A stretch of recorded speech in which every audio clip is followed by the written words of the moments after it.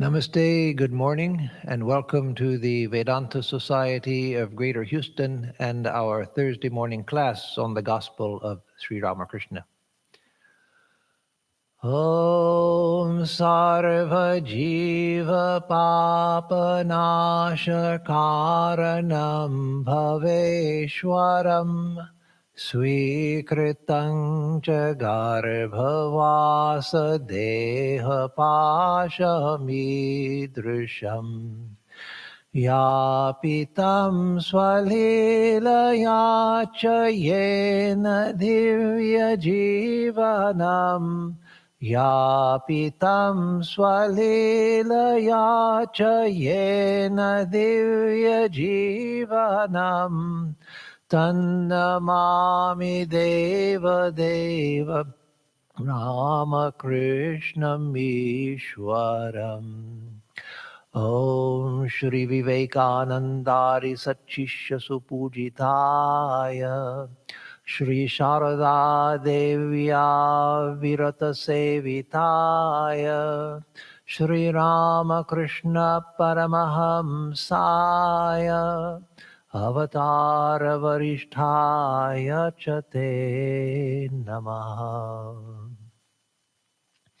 We salute Sri Ramakrishna, God of gods and Lord of existence, who of his own free will took on human birth and lived a luminous life of divine play for the destruction of human ills. We salute that incarnation of God, Paramahamsa Ramakrishna, who was worshipped by pure-hearted disciples like Vivekananda, and who was ceaselessly served by Sri Sarada Devi, the Divine Mother herself. Om Tava Kotamritam Tapta Jivanam Kavibhiriditam Kalmashapaham Shravanamangalam Shrimadatam Bhuvi Grinanti Ye Bhurida Jana. O Lord, your nectar-like words are praised by the wise and full of auspiciousness. They destroy the curse of evil, bring good to those who hear them, and bring new life to those who are scorched by the ills of worldly existence. Magnanimous indeed are they who spread your message. Om Shanti Shanti Shanti Hari Om Tat Sat. Om peace, peace, peace be unto us all.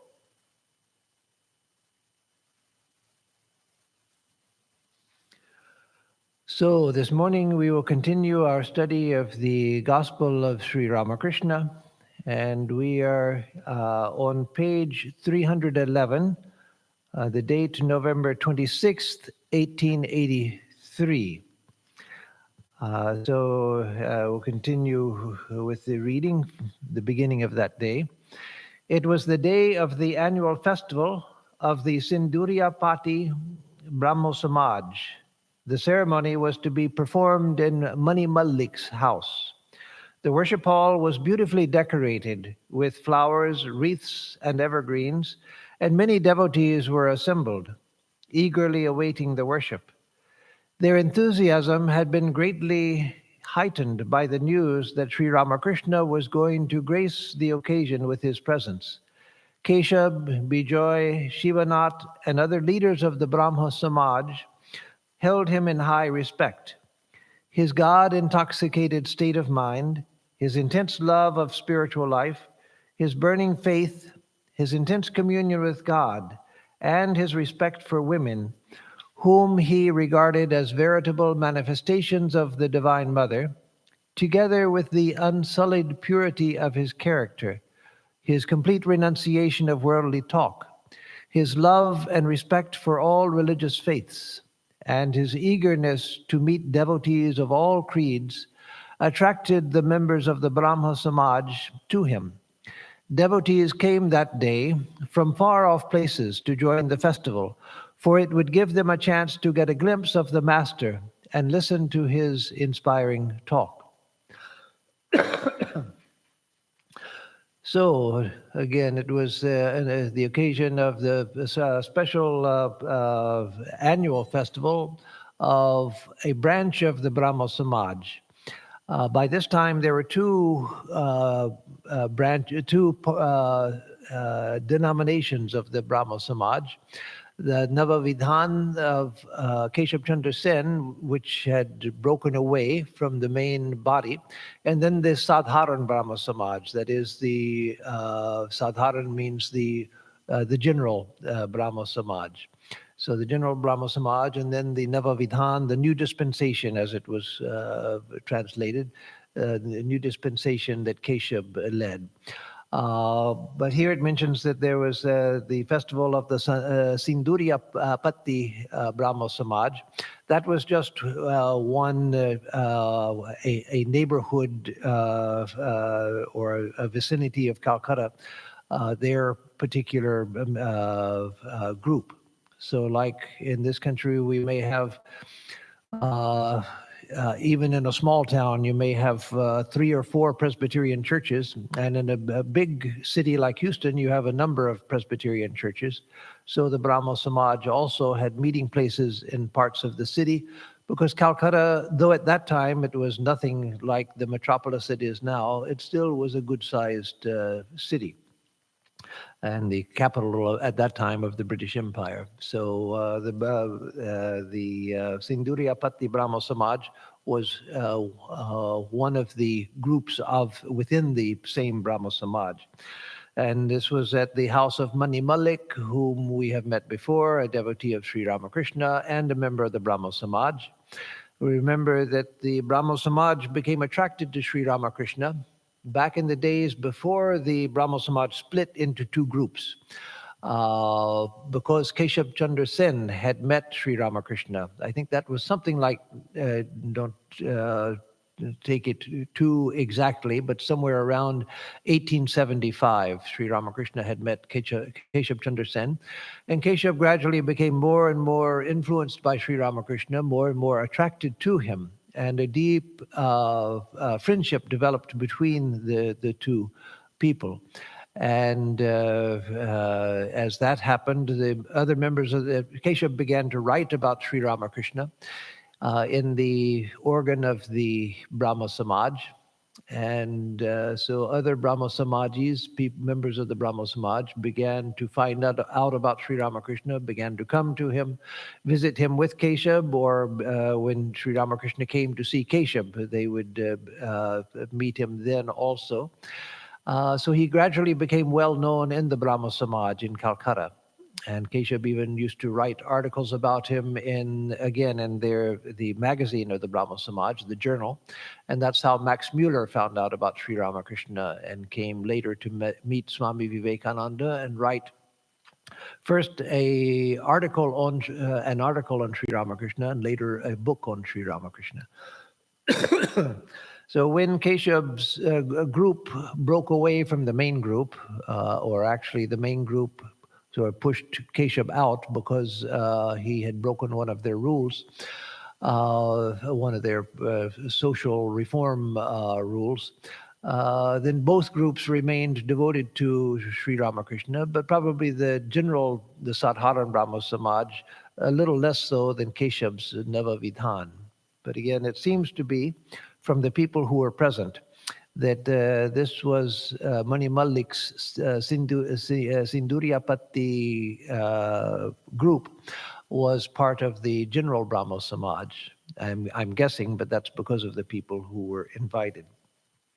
So as it says here, many people had heard about Sri Ramakrishna inside and outside of the Brahmo Samaj, but the Brahmo Samaj at this time was the leading religious movement in West Bengal, or at that time there was just Bengal.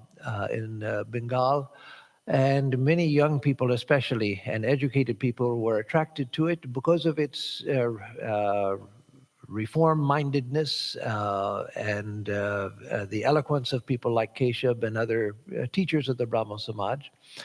And so it was very, very influential. We don't notice that now. Nowadays, the Brahmo Samaj is nothing like what it used to be in its popularity and in its influence. It has nothing of that popularity or influence now, but at this time it was extraordinarily influential. And so he mentions that the people had been attracted to Sri Ramakrishna because of his God-intoxicated state of mind, his intense love of spiritual life, his burning faith, his intimate communion with God, and his respect for women, among other qualities that attracted the respect and veneration of these people. Because the Brahmo Samaj was a reform movement that was concentrated mainly on reforming, as they saw it, reforming Hinduism, getting rid of what they saw to be superstitions, and reforming Hindu society. And it's, as often happens in a reform movement, the interest went more and more towards reform and less towards religion. And so in the Brahmo Samaj, there wasn't much deep spirituality. There were people like Keshav Chandra Sen and Bijoy Krishna Goswami who were sincere in their spiritual aspiration, but not highly elevated. They weren't yet saints. And so there was an absence of deep spirituality in the Brahmo Samaj. It was rather superficial, as we see from things that Sri Ramakrishna says in different places and what we know from other sources. And so when they saw in Sri Ramakrishna genuine spirituality, then they were deeply attracted to it. That, as Swami Vivekananda said, is in the very roots of Indian civilization. And so even at this time in the late 1800s, when English colonial rule and education had redirected the mind of the people who had become westernized, and today in the 21st century as well, you find that though people have gone far from their traditional roots, there's still an innate recognition of the value of spirituality. I've come across that over and over again, even among very worldly people from India who show no spiritual influence at all in their lives and far removed from traditional culture. They still have an instinctive, at least many of them have an instinctive respect for spirituality when they find it. And so that was true of Sri Ramakrishna. In him they found real spirituality. Though he was, as Swami Vivekananda, in one sense, he was old India. But in another sense, he was new India. He was the meeting of old India and new India, but in a way that showed a future for India, a way to take the best of the modern world and retain the best of the traditional world. And so, again, there was this intense attractiveness about him. The unsullied purity of his character, his complete renunciation of worldly talk, his love and respect for all religious faiths, his eagerness to meet devotees of all creeds attracted the Brahmo Samaj to him. For some months, I've been reading several volumes of Reminiscences of Holy Mother in Bengali. There's a beautiful book of Reminiscences of Holy Mother in English, but it's just a selection. But in Bengali, there's much more untranslated. And it's really a revelation about Holy Mother, because much of the biographical material that's been written, and even some of the reminiscences written about her, concentrate so much on just detailing facts, that Mother went here and Mother went there, and Mother gave initiation to this person, and she said this, and then she did that. That lost in the midst of all of that is her character. But when you read the reminiscences of people who knew her intimately and speak of her character, the tremendous appeal of her character to everyone who met her, the wonderful beauty of her character, beauty of every movement, every word that she said. And so it was with Sri Ramakrishna also. If we just read the facts of his life, that he did this, he did that, we miss the person in the midst of the facts. And so here is one of those rare places where you see the tremendous attractive power that Sri Ramakrishna exerted on those people who came to him. And if you look closely, you'll see that again and again when people meet him, the tremendous attractive power of his person. When we read the Gospel, sometimes we don't pay attention to that, and we miss that and just are caught up in the stories and the songs and things like that. But no, that behind all of that was this mysterious power. I say mysterious because it would be hard to point to what it was about him, except to say that it was the spirituality which he radiated, the grace of God that he radiated, the joy of God which he radiated. But even those are just words. But for the people who met him, there was something about his person that they saw which was intensely captivating. And so again, you see that here, that devotees came that day from far off places to join the festival, for it would give them a chance to get a glimpse of the Master and listen to his inspiring talk. So for us, it's so easy. We've got the Gospel, just open it up and read some things. It's nice words, nice stories, a few parables. We pick up a few ideas. But in the midst of that, we shouldn't forget. Because if we begin to understand and we begin to feel the tremendous attractive power of his person, the irresistibly attractive power of his person, then when we read the other things, it has that as a background. So it continues, Sri Ramakrishna arrived at the house before the worship began and became engaged in conversation with Vijay Krishna Goswami and the other devotees. The lamps were lighted and the divine service was about to begin. So Vijay Krishna Goswami was a member of the Sadharan Brahmo Samaj, as was Shivanath, who's going to be mentioned in a moment. And so that's why I think Manilal Malik must have been a member of the Sadharan Brahmo Samaj, and his Sinduriyapatti group must have been a part of that larger family. The master asked if Shivanath would come to the festival. A Brahmo, the devotee, said that he had other important things to do and was not coming. Master, I feel very happy if I see Shivanath. He always seems to be absorbed in the bliss of bhakti. Further, a man who is respected by so many surely possesses some divine power. But he has one great defect. He doesn't keep his word. Once he said to me that he would come to Dakshineshwar, but he neither came nor sent word to me. That is not good. It is truthfulness alone that constitutes the spiritual discipline of the Kali Yuga. If a man clings tenaciously to truth, he ultimately realizes God. Without this regard for truth, one gradually loses everything. If by chance I say that I will go to the pine grove, I must go there even if there's no further need of it, lest I lose attachment to truth. After my vision of the Divine Mother, I prayed to her, taking a flower in my hands, Mother, here is thy knowledge and here is thy ignorance. Take them both and give me only pure love. Here is thy holiness and here is thy unholiness.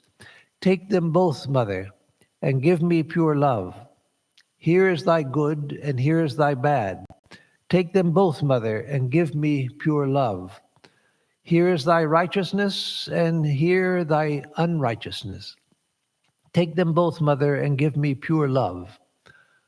I mentioned all these, but I could not say, Mother, here is thy truth, and here is thy falsehood. Take them both.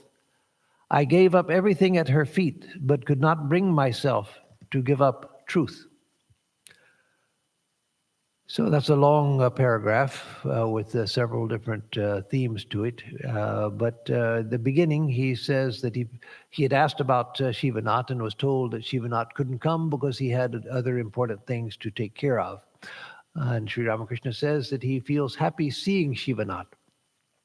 So in that you see Sri Ramakrishna's great love for devotees, because Shivanath had spoken disparagingly of Sri Ramakrishna. Shivanath had said that Sri Ramakrishna thinks about God so much that he falls unconscious, which is not a good thing. If you think about God too much, then you that you lose consciousness. And Sri Ramakrishna said to Shivanath when Shivanath came again, he said, is it possible when thinking of the source of all consciousness itself, the ocean of consciousness, to become unconscious? Is that possible, Shivanath?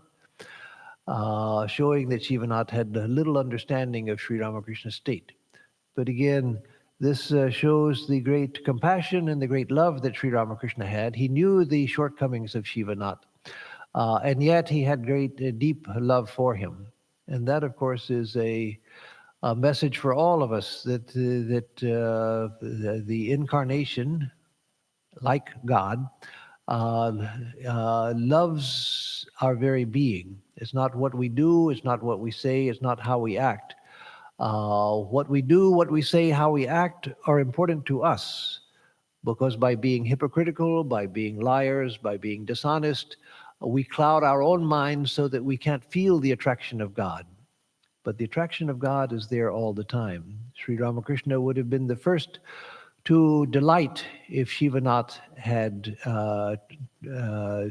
taken a determination to follow the path of truth and to be careful about his statements. So, first of all, Sri Ramakrishna says that he seems to be always drawn, absorbed in devotion. And he next says something which he often used to say, and that is that a person who has attained greatness in any field has a portion of the Divine Mother's power. That wherever you see greatness manifested, that's a direct teaching of the Bhagavad Gita, where Sri Krishna tells Arjuna about how he is manifested in greatness wherever it's seen in the world. And so Sri Ramakrishna made that teaching one of the pillars of his own mental universe and his own teachings. That wherever you see greatness, there a portion of the Divine Mother's power is manifested. And so that's why he himself would seek out great musicians and other great people. He, more than anyone, because of the clarity of his insight, his ability to see right through a person, to the depths of a person, see the contents of their character and their mind, their past, their future. He knew people, whether they were spiritual, unspiritual, whether they were hypocrites or honest or dishonest, whatever. But he didn't go around judging people. He went around with the eyes of insight and seeing the greatness of people, in spite of what shortcomings they might have had. So he saw the greatness in Shivanath and liked to see him because he recognized that here was manifested some of the Divine Mother's power. But then he mentions Shivanath's shortcomings, and that too was not just because he liked to gossip about people when they weren't present, not at all. It was because this was an instruction for the others. That, as he used to say, truthfulness is the tapasya, the spiritual discipline, the austerity of the Kali Yuga, the present age, which is considered pretty much in all religious traditions as a degenerate age. So he said that truthfulness is the tapasya, the spiritual discipline of this age. If one holds to truth, that itself will save one. And so we see in the life of Sri Ramakrishna, the Girish Chandra Ghosh, a person who had so many flaws, so many shortcomings, so many weaknesses, but he was single-mindedly devoted to truth and to being truthful. And it's that which saved him, that which turned him into a great saintly devotee. And so Sri Ramakrishna often talked about the necessity for holding to the truth. So he says that Shivanath said that he would come to Dakshineshwar, and yet he never came, and he didn't send word that he was not coming either. So he held that literal truthfulness very, very important. So much so that when he said he was going to do something, as he gives an example here, when he said he was going to do something, he couldn't rest until he had done it. And if he forgot about it and later remembered, even in the middle of the night, he would see to the fact that he fulfilled what he had said he was going to do before he could rest again. And so he set an extraordinary example of truthfulness. So why is that important? Because if we understand that, if we see that the nature of Sri Ramakrishna's devotion to truth, then we see when he says something, he means it. When he says something, he means it. He says something because he knows it to be true. And so we can take the words that he said as words of one who was completely devoted to the truth, who wasn't trying to impress people, wasn't devious, wasn't trying to project a different image of himself, wasn't trying to paint a pretty picture of himself or anything. No, when he said something, we can take it seriously because he didn't say anything casually. As one of the peace chants of the Vedas says, Vang me manasi pratishtita mano me vachi pratishtitam.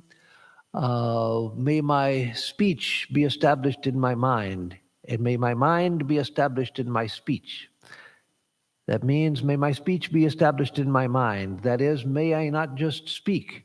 May I speak that which is within my mind, not deceitful speech. That is, that there be no deceit between what I'm thinking and what I'm speaking. So let my speech be established in my mind, and may my mind be established in my speech. That is, may I pay attention to that which I'm saying, so that when I say something, I say it with full awareness of what I'm saying. So that we see manifested to an extraordinary degree, unlike anything that I've seen anywhere else in sacred literature, in the life of Sri Ramakrishna. So he says that without this regard for truth, one gradually loses everything. Why? Because if we're not devoted to truth, then all other virtues begin to disappear. Because truth is the foundation of other virtues. If we're not truthful, then gradually we begin to cheat in other ways. And so truth is the foundational virtue. Let me say a word of caution because, especially when we come new to spiritual life, or we come new to an idea like this, then sometimes we become immoderate in certain ways in trying to follow it. There was a young brahmachari who had come to our center in Ganges, Michigan, where I joined. And he was a very good person. I was very fond of him, Michael. But when he was brand new, I think it was maybe the night after he came or 2 nights after he came, just a young guy, maybe 19, 20 years old, something like that. He suddenly took a whole pack of incense off of the altar and started to light it. And we asked him, Michael, what are you doing? What are you doing? Put that down. And he said, I was going to light this and offer it to Sri Ramakrishna. He said, no, you can't do that. That's all the incense we have. That's for the next couple of weeks or something. It was one of those big bundles. And he said, but now I've said that I'm going to do it, so now I have to do it because I have to. Sri Ramakrishna said, we have to do what we're, oh no. Practice things like this, practice them sincerely, do as much as we can to be exact in our telling of truth. But we do that after we have controlled ourselves enough so we're not doing erratic things. Well, I said, I'm going to jump off a building if you don't do this, and you didn't do it, so I'm going to jump off the building. No. This doesn't mean it doesn't mean be stupid. It doesn't mean be crazy. It doesn't mean do extreme things. It does mean that when you are in control of yourself and you say something, then follow up with it, if at all possible, and if you can do it without harming other people or other things or yourself. Anyway, he always said this about the importance of truthfulness, and then he tells the famous incident from his own life that when he told to the Divine Mother, Take your good, take your evil, take them both, and here is your good, here is your evil, take them both, and give me pure love for you. Here is your righteousness, here is your unrighteousness. Take them both and give me pure love for you. Here is your merit, and here is your sin. Take them both and give me pure love for thee, etc. But he said he came to, here is your truth and here is your falsehood. But he couldn't say, take them both and give me pure love for thee, because if he gives up truth, then what does he have left? Then he has illusion, then he has deceit, then he has dishonesty. So that if he gives up truth, then everything he had just said becomes worthless. Here is thy goodness, here is thy badness, take them both and give me pure love for thee. If he's not truthful, then he can't say anything with conviction, anything with meaning, anything with commitment. And so, again, truth is foundational. I gave up everything at her feet, but could not bring myself to give up truth. Then M begins the narration again. Soon the service began according to the rules of the Brahma Samaj. The preacher was seated on the dais. After the opening prayer, he recited holy texts of the Vedas and was joined by the congregation in the invocation to the Supreme Brahman, Parabrahman. They chanted in chorus, Brahman is truth, knowledge, and infinity. Satyam Jnanam Anandam Brahma from the Taittiriya Upanishad. It shines as bliss and immortality. Brahman is peace, blessedness, the one without a second. Ekameva Advitiyam. It is pure and unstained by sin, unquote. The minds of the devotees were stilled and they closed their eyes in meditation. So in the Brahmo Samaj, part of the idea of the Brahmo Samaj was in its effort to reform Hinduism, they were reforming it in the model of Unitarian Christianity. That is, they took Unitarian Christianity as their model for what they thought a purified religion should be. And so they wanted to purify Hinduism of image worship, the guru system, many social practices, and so forth. But again, it was because of the influence of Western religious ideas, under that influence, that they were conceiving of their form. And so they wanted to have something that was Hindu, something that was Indian. But they understood that Hinduism as it existed with idol worship and all of that, rituals and everything, that was very impure, that was superstitious, not just superstitious, but evil. And so they tried to find in the Vedas, and more easily in the Upanishads, a religion which seemed to offer a formless God that could be worshipped without all of the ritualism and so forth. So they took out passages from the Vedas and the Upanishads, like Satyam Jnanam Anandam Brahma. Brahman is truth, knowledge, and infinity, and made that the basis of their religion. The master went into deep samadhi. He sat there transfixed and speechless.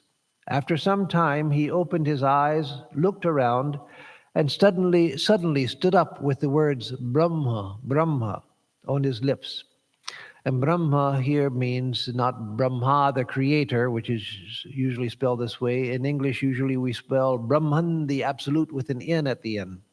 But actually that's confusing because both Brahman, the absolute, and Brahma, the creator, actually both come from the word Brahman. And so to make a distinction in English, we say Brahman for the absolute and Brahma, the nominative singular for the creator, as Brahma, the creator.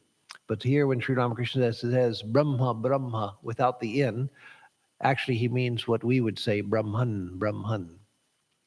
Soon the devotional music began, accompanied by drums and cymbals. So again, you see the influence of Hinduism, that the Brahmo Samaj, they were Hindu.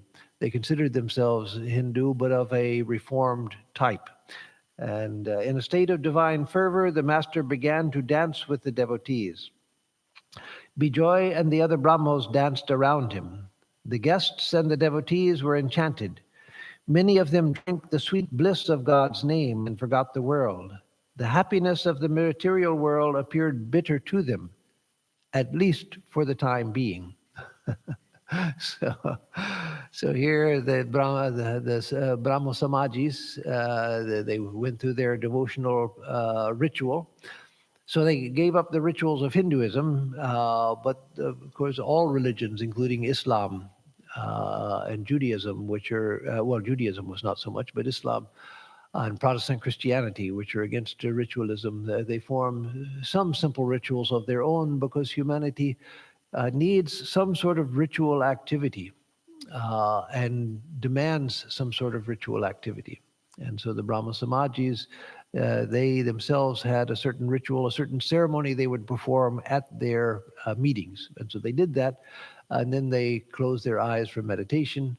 And as Sri Ramakrishna used to say, the Brahma Samajis, normally when they would sit for meditation, they were like monkeys closing their eyes next to a banana grove.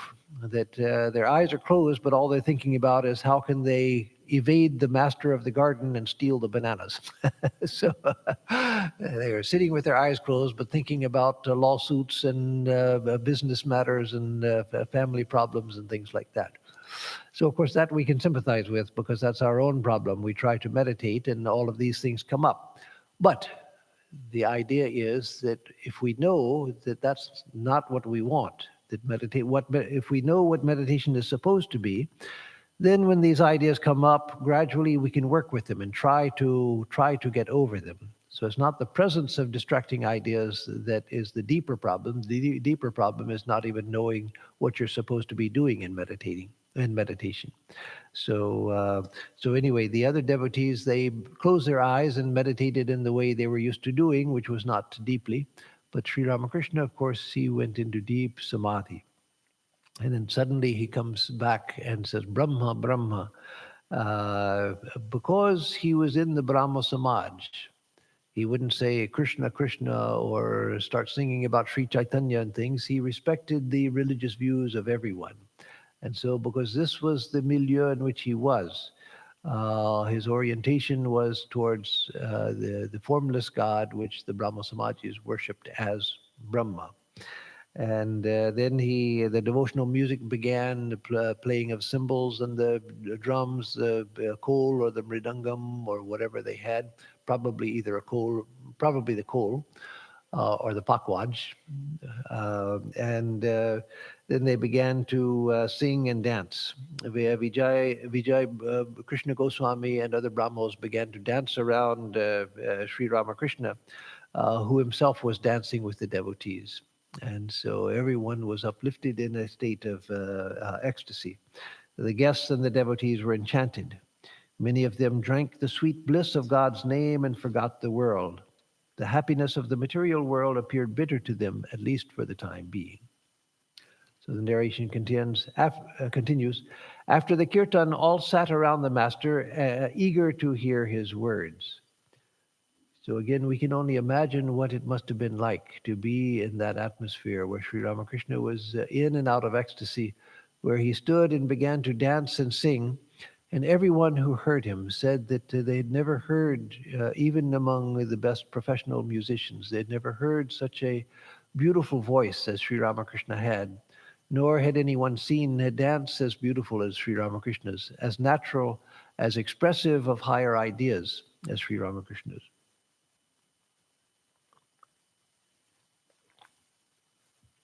Master, it is difficult to lead the life of a householder in a spirit of detachment.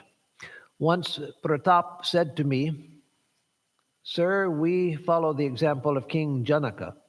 He led the life of a householder in a detached spirit. We shall follow him. I said to him, Can one be like King Janak by merely wishing it? how many austerities he practiced in order to acquire divine knowledge. He practiced the most intense form of asceticism for many years and only then returned to the life of the world. So, first of all, he mentions Pratap Chandra Majumdar. Pratap was a member of the Brahmo Samaj, a prominent member who had met Sri Ramakrishna, obviously, because he says, Pratap once said to me.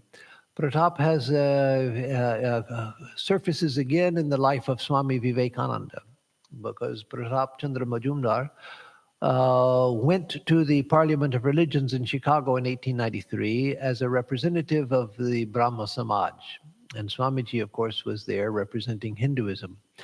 And I said a few minutes ago that the Brahmo Samajis were Hindus. Let me correct that.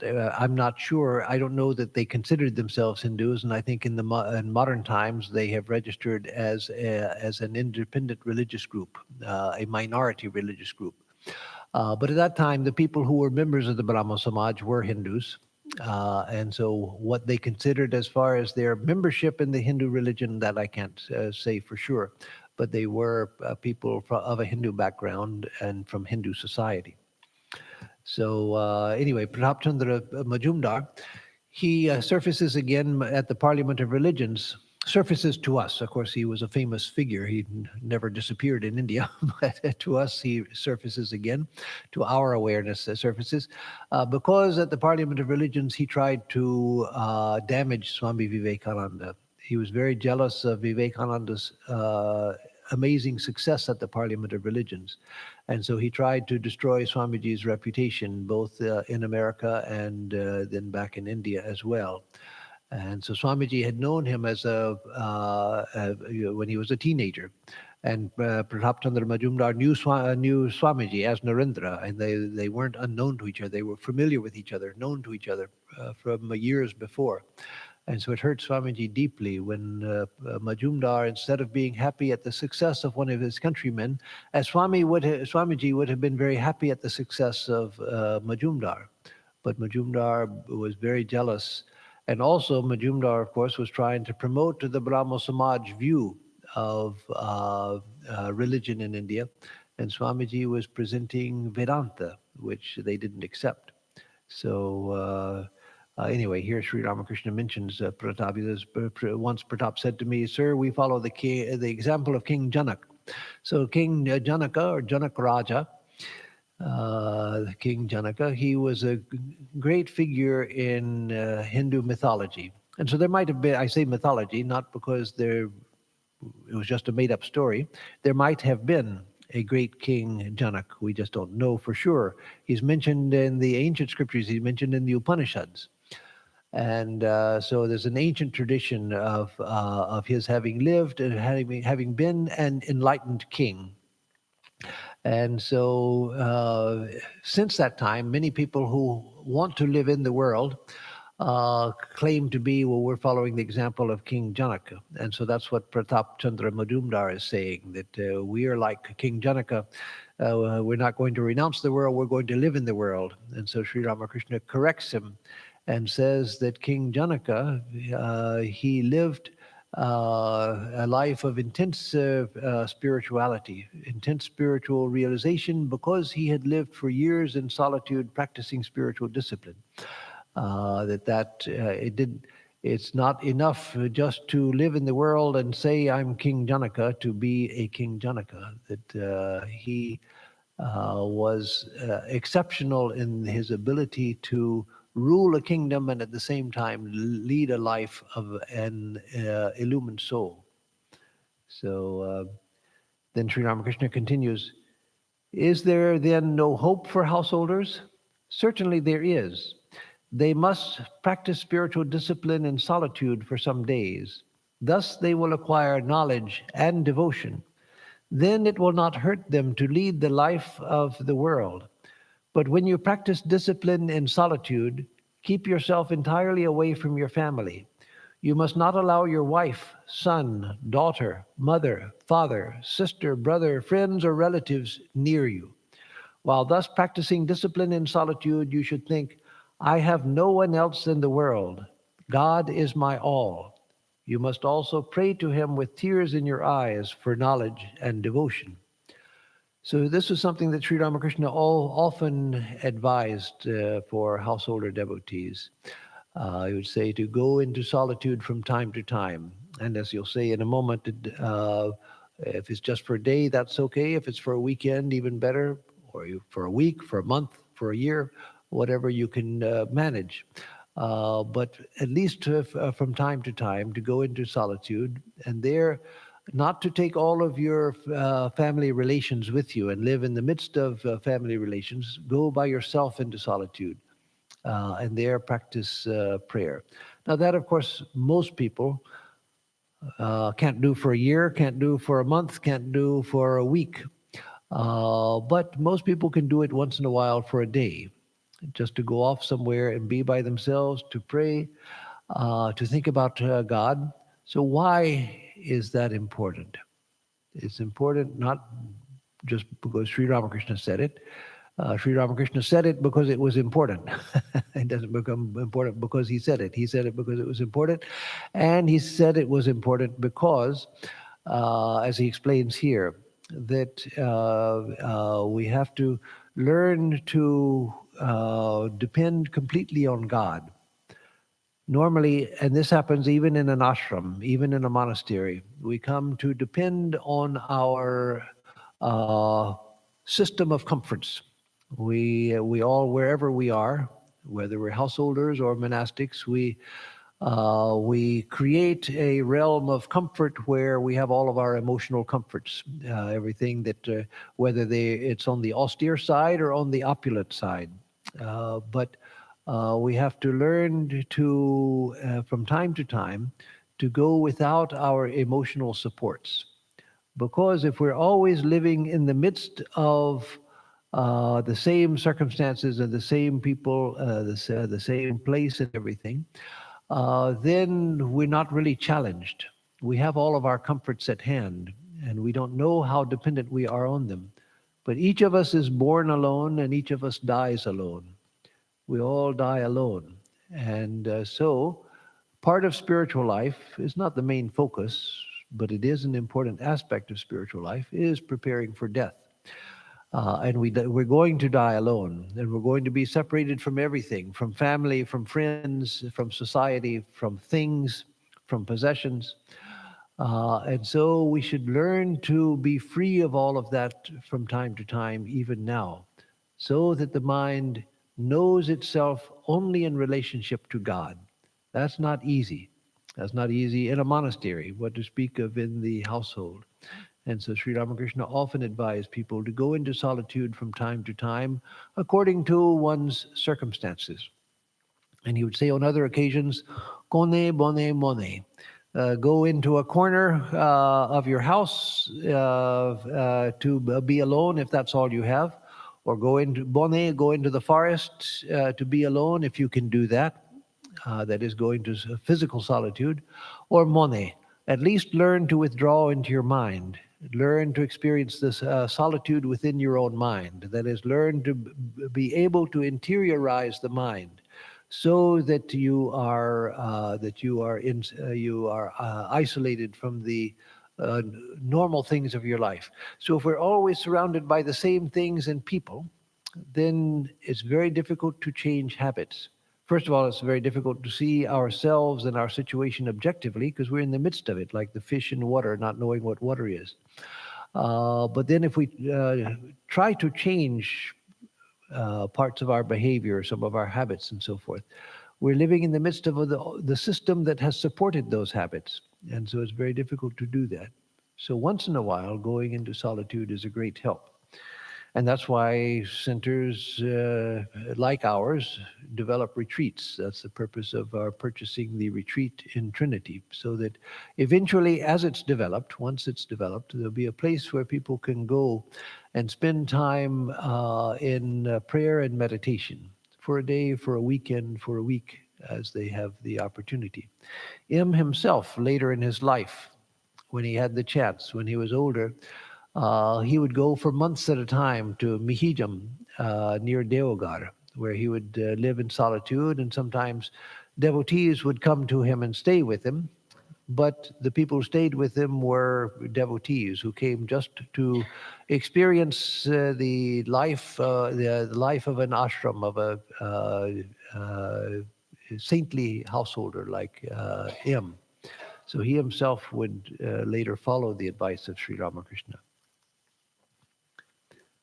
If you ask me how long you should live in solitude, away from your family, I should say that it would be good for you if you could spend even one day in such a manner.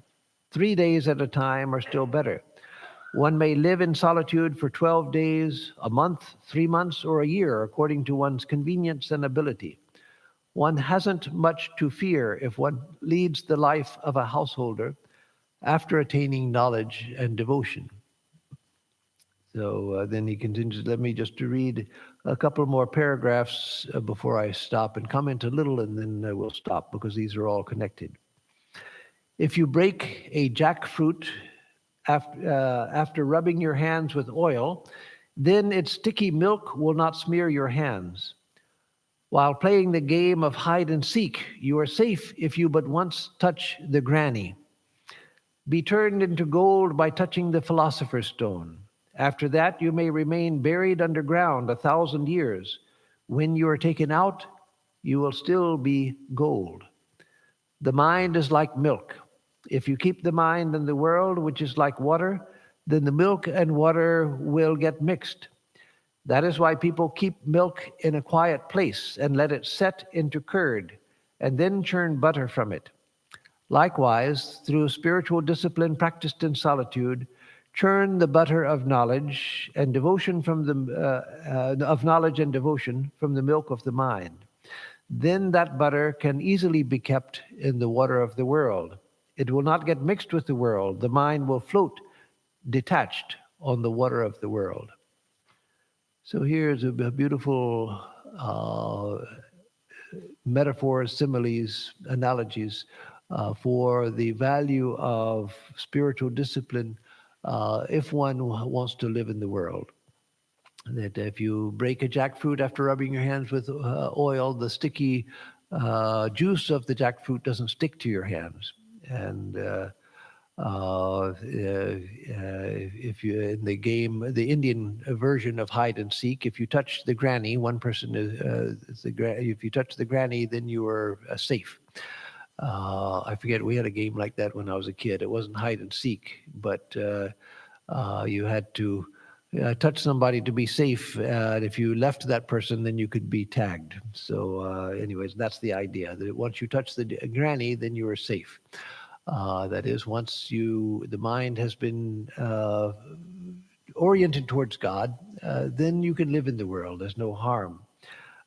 Be turned into gold by touching the philosopher's stone, the idea which was in the West and the East. The philosopher's stone, that a particular stone that if you touch a base metal with it, it turns into gold. So touch the philosopher's stone of God and be turned into the gold of saintly character. And then even if that gold is buried in the earth, in the dirt, in the mire for 1,000 years, it still remains gold. It's untouched by the mire in which it's buried. And then he gives the classic example, which he often used, of milk. That the mind is like milk and the water is like the world is like the water. And so if you mix the mind in the world, it's like pouring milk into water. They get mixed up, and you have adulterated milk. But if you let the milk set and turn into yogurt, and then you churn the yogurt, then the butter comes to the top. The butter comes out, and then you can separate the butter, and then the butter, because it's just the fat content, it will float on top of water. It doesn't mix in water anymore, and so. If we go into solitude and let the milk of the mind first turn into curd, that is, the mind is kept still, and that's like the mind turning into curd by being kept in a still place. And then we churn the curd of the mind to extract the butter from it. That's the spiritual discipline. And once that is done, then there's no harm, there's no danger, rather, in living in the world. So we'll stop here because next it tells about Vijay Krishna Goswami, a very interesting character in the life of Sri Ramakrishna. So we'll continue here next time. So let me tell the announcements, and then if there are any questions, I will take those. Yes. So announcements on Sunday. I will speak on the topic Abide in the Self. And that will be at 11 o'clock, live streamed. Those who want to attend are most welcome to come if you register through Eventbrite. And then next week, we'll continue with the usual classes, the Tuesday class on the Katha Upanishad, and this Thursday class on the Gospel of Sri Ramakrishna.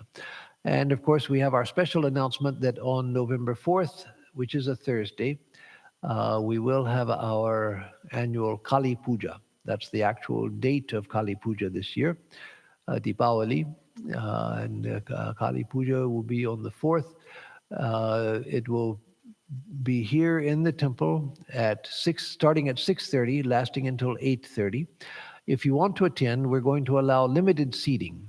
You have to register to attend. And so if you want to attend, check your email for the announcement we sent out and click on the link and register for Kali Puja on Eventbrite.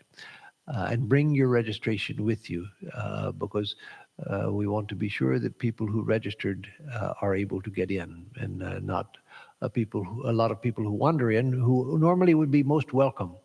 But again, since we are protecting the people because of the pandemic, we have a registration system, and so we want to honor the system. People who went to the trouble of registering, they are going to be allowed in. But everyone can attend online as it's live streamed on YouTube. Just as you're watching this, that will be live streamed on our YouTube channel, 6:30 to 8:30. And also everybody, you don't need to register to come after the puja. You can come after the puja at 8:30 to offer flowers, pushpanjali, to the deity, to bow down and to receive boxed prasad. So that will be on Thursday, November 4th. So now, can you please say a few words about combating negative thoughts and cultivating self-confidence? Yes, surely. A good question, and one that is a common problem and a common need for people. So combating negative thoughts and building self-confidence. If we have a mantra, there are various ways we can use a mantra. So first, let me answer for those who have a mantra. When we're disturbed by bad thoughts, negative thoughts, or just noise of the mind, either way, it can just be noise of the mind. You're sitting for meditation, or you're not even sitting for meditation. You're trying to go about things, and the mind just won't shut up. It's just running all over. It's hyperactive. Or if you're having particular bad thoughts or negative thoughts, then the mantra can be repeated and use it as sort of as a weapon, as something. Just repeat it with some determination, thinking that you're filling your mind with it and just blowing the negative thoughts or the disturbing thoughts or the random chatter of the mind, blowing it out of your mind. Also, it's helpful at the same time, or you can do it as an alternative as well, to look at a holy picture. If you're devoted to Sri Ramakrishna or to Holy Mother or to Swamiji or to Jesus or to Buddha or to Krishna or to Shiva, etc., to when you're having bad thoughts that you can't get rid of, or when you're having just noise of the mind that you can't silence, then look at the holy picture and mentally talk to the holy picture. What's happening either with negative thoughts or with just random chatter of the mind is that the mind is going on neutral under its own momentum. Just the contents of the unconscious, the subconscious and unconscious minds are bubbling up and just asserting themselves of their own momentum. And so what we have to do is to create a counter momentum. and not allowing ourselves to get frustrated, not allowing ourselves to get afraid, not allowing ourselves to get angry with what's going on, but just look at a holy picture, repeat a mantra if you have one, and think of them as that you're directly countering that. And so the best thing to do to counter bad thoughts or mental chatter is the same thing, just to redirect the mind. And that's easier said than done, I know, because I've been doing this for 52 years. And actually longer than that. That's when I joined the order, was 52 years ago in a couple of months. So I know it's difficult from direct experience. But we have to do the difficult. We have to take the difficult task in hand, but it can be done. So have patience, have perseverance, and just work to set up a counter stream of thought when you're especially bothered. Look at a holy picture, use a mantra, or a common practice now, the practice of Vipassana, watching the breath. That has spread into all traditions now because it's a good practice.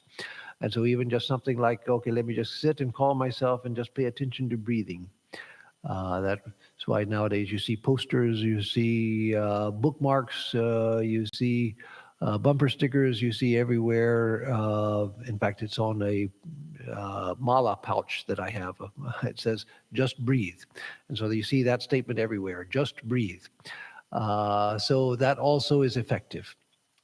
From a devotional standpoint, it's even more effective to have something positive to put in the mind.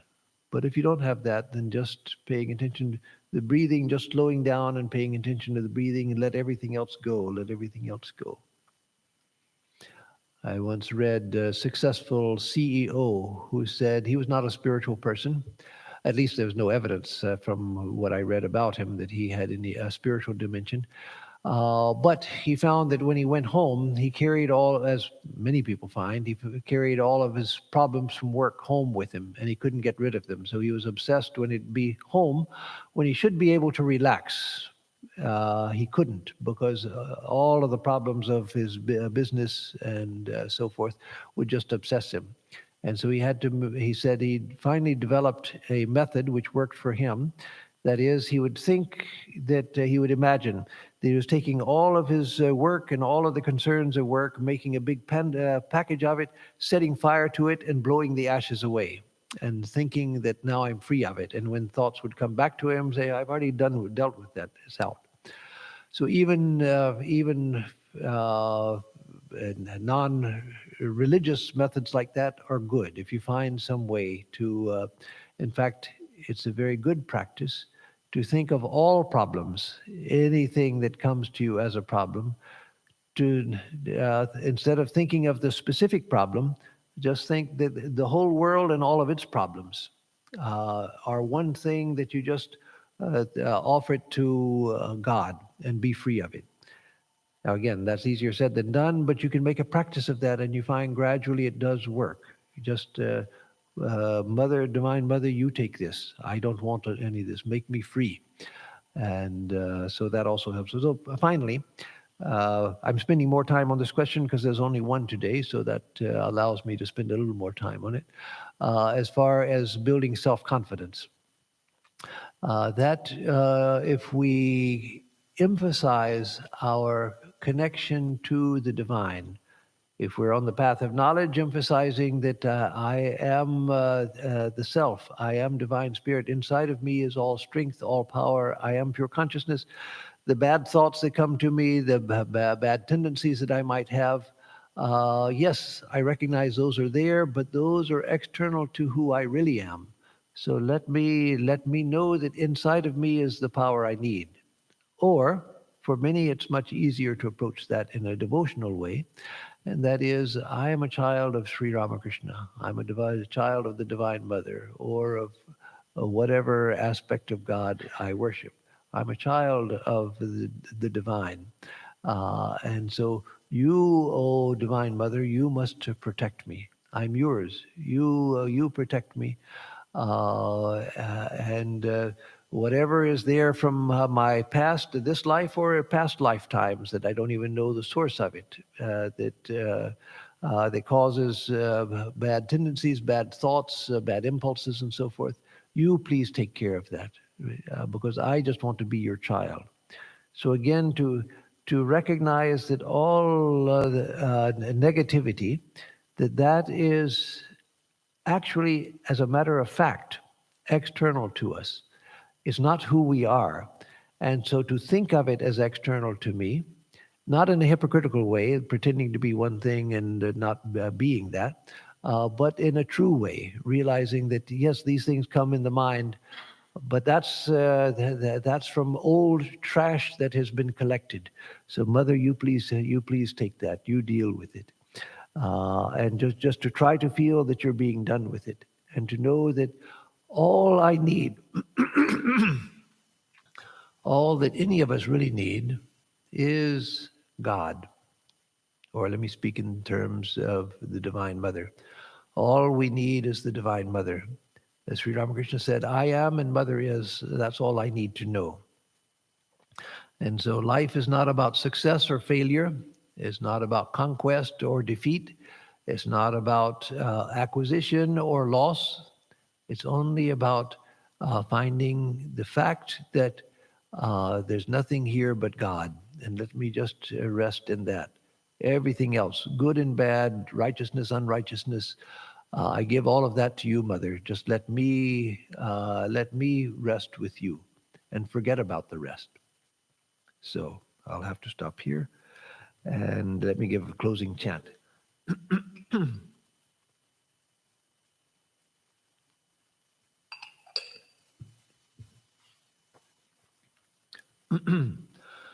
Om Niranjanam Nityam Anantarupam Bhaktanukampa Dhrita Vigraham Vai Ishavataram Parameshamidyam Tam Ramakrishnam Shirasa Namama. We bow in adoration to Sri Ramakrishna, who is stainless, eternal, infinite, the worshipful Supreme Lord who took birth out of compassion for all. Om Shanti Shanti Shanti Hari Om Tat Sat. Om peace, peace, peace be unto us all.